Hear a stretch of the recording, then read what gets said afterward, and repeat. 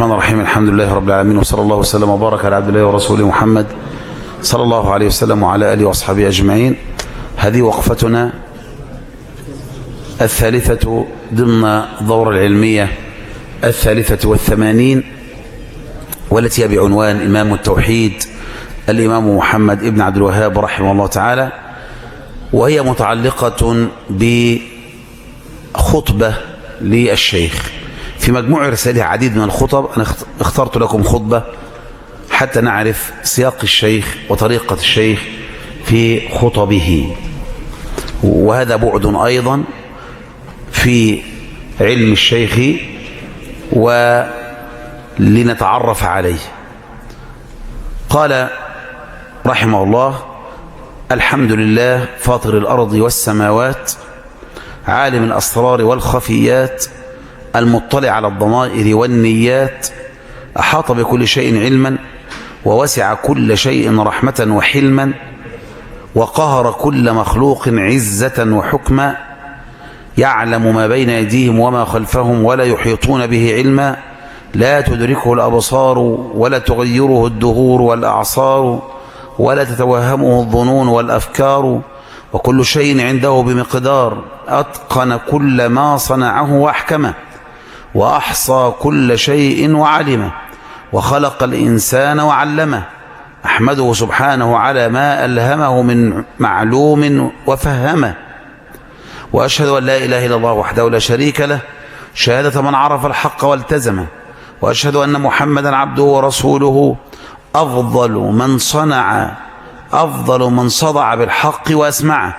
اللهم صل على عبدك ورسولك محمد وعلى آله وأصحابه وسائر من نصره وكرمه وسلم تسليما كثيرا. أما بعد، فيا أيها الناس اتقوا الله حق التقوى، واعرفوا ما دلت عليه هذه الكلمة من الحقيقة والمعنى، وتفطنوا لتفاصيل ذلك على القلوب والأعضاء، وتدبروا كتاب الله، واعرفوا ما فيه من العلم والهدى، وعالجوا به أمراض القلوب، فهو الدواء النافع والشفاء، وهو السبب الأعظم في حصول السعادة.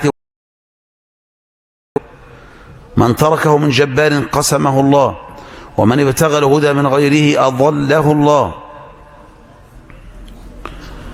ومن أعرض عنه استحوذ عليه الشيطان وتولاه، فهو حبل الله المتين ونوره المبين وصراطه المستقيم. قال جندب ابن عبد الله رضي الله عنه: عليكم بالقرآن فإنه نور بالليل وهدى بالنهار، فاعملوا به على ما كان من فقر وفاقة، فإن عرض بلاء فقدم ما لك دون نفسك، فإن تجاوز البلاء فقدم نفسك دون دينك. الله أكبر. فاعملوا به على ما كان من فقر وفاقة، فإن عرض بلاء فقدم ما لك دون نفسك فإنه أيسر، فإن تجاوز البلاء فقدم نفسك دون دينك، فإن المحروب من حرب دينه،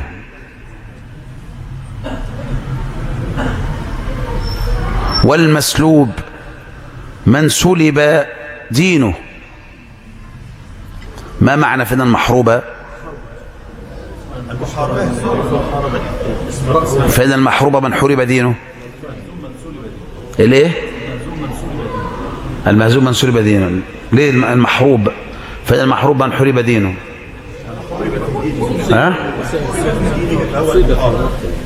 فإن المحروب من حرب دينه.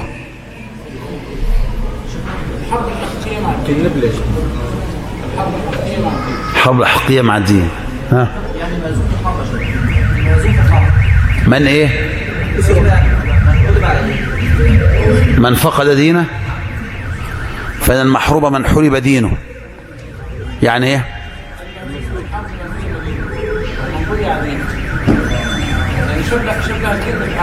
ليس من قتلت نفسه، وليس من فقد ماله، وإنما من خسر دينه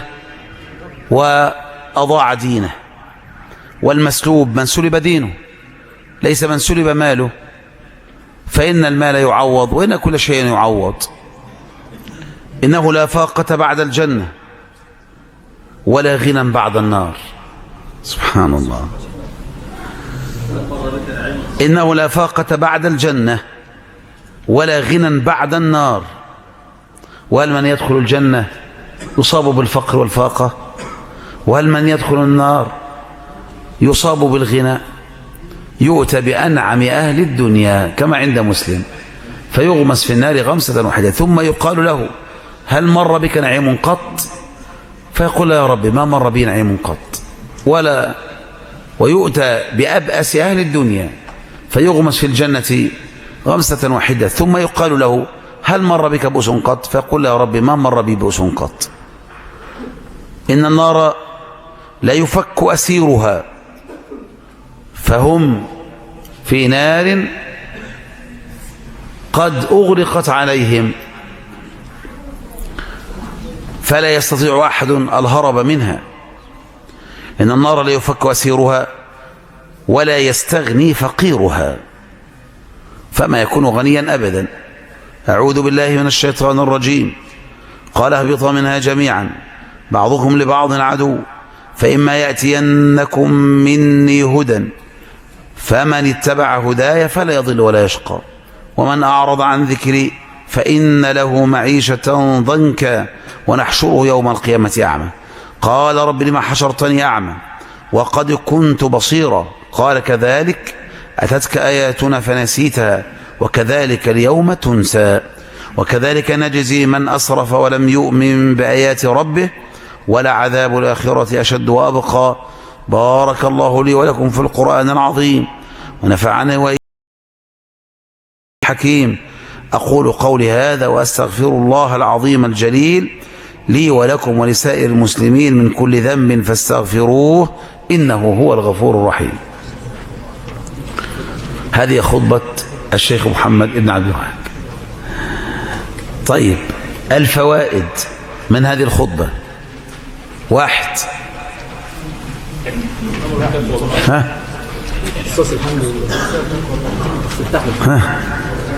واحد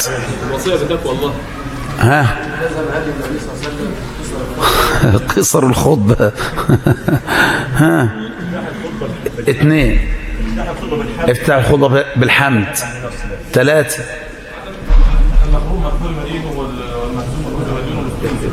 نعم الدلالة على الحفاظ على الدين، فإن المحروم والخاسر والمهزوم من حرم دينه.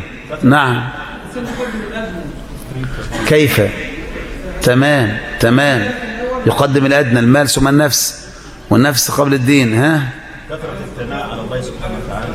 ها كثرة الثناء على الله سبحانه. الافتتاح بالثناء على الله عز وجل بما هو أهله.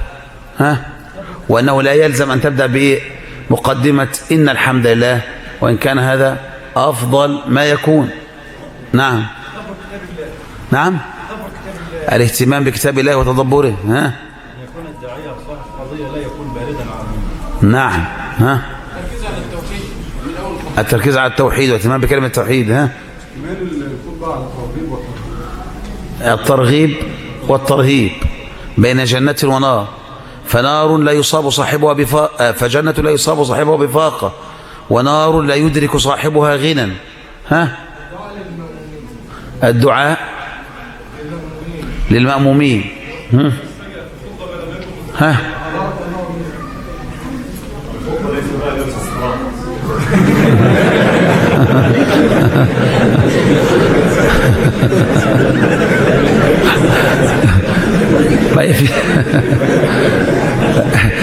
هذه الجلسة موجودة بعد هذا، بس هو ما جابش الخطبة الثانية. الخطبة الثانية دعاء بس. نعم نعم يهون. نعم يعني نريد أن نضع كليات ففيها السياسة الشرعية مع الشرع يعني السياسة الشرعية إيه؟ فإن عرض بلاء فقدم مالك زي نفسك. نعم. زوج البلاء فقدم نفسك دون دينك. نعم. فأنا محفوظ من حرب دينه. في فائدة عظيمة يا شيخنا الله. نعم. السياسة الشرعية قول. ليس فيها سب ولا شتم. ليس فيها سب ولا شتم. نعم. شريف الاسلوب الوعظ.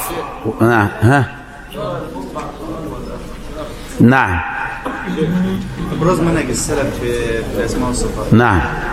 السعادة كل السعادة في العبودية، يعني التركيز على مهمات الدين وعلى أصول الشريعة. زياد أحسنت. العبرة ليست بالطول والقصر، إنما العبرة بالفائدة. كلنا الآن نتكلم عن هذه الفوائد في 5 دقائق. كليات الدين وأصول الشريعة هذه مهمة، فيبدأ الشيخ ب يعني تقول فيها أركان الإيه؟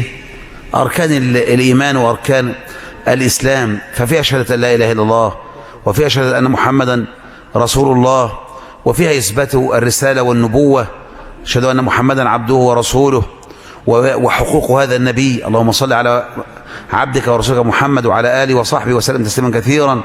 وفيها التركيز على فضيلة كلمة التوحيد، ما دلت عليه هذه الكلمة، وهذا أحق الحقوق وأعظم الواجبات. وفيها دلالة على الصراط المستقيم، وهذا في كتاب الله عز وجل. ففيها أن مصادر الاستدلال تبدأ من الكتاب ومن السنة، ولا بد من هذا. وفيه أيضا الدلالة على اليوم الآخر وعلى الإيمان باليوم الآخر وهو الجنة والنار. وفيها الدلالة أيضا على التمسك بالدين، وأن الإنسان يقدم لو وصل إلى أن يقدم نفسه وروح في سبيل دينه فلا يتوانى. وفيه أيضا الحث على التماس الهدى والبحث عنه، فمن ابتغى الهدى هداه الله عز وجل. وفيها الإشارة إلى قصة الصراع بين بني آدم وبين الشيطان، فإنه ذكر تلك الآيات قال اهبطوا منها جميعا بعضكم لبعض عدو، وهذا صراع، فكن على ذكر منه دائما وعلى حذر من أن تنساه. نعم، إلى غير ذلك. نعم. بعدها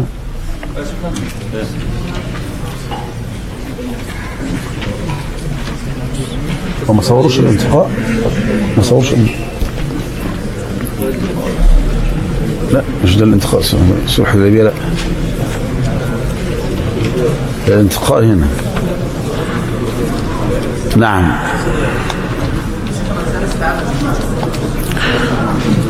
نعم. الايه؟